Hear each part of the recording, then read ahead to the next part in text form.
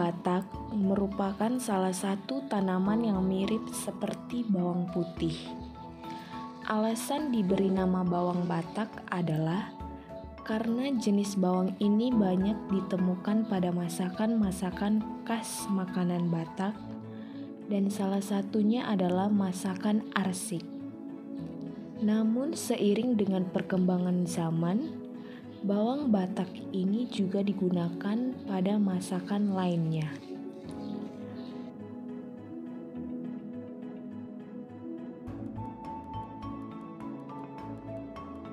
Salah satu tempat desa wisata yang ikut membudidayakan bawang Batak adalah Jabu Sihol. Di sini para wisatawan akan melihat dan ikut serta dalam bagaimana cara menanam dan memanen bawang Batak.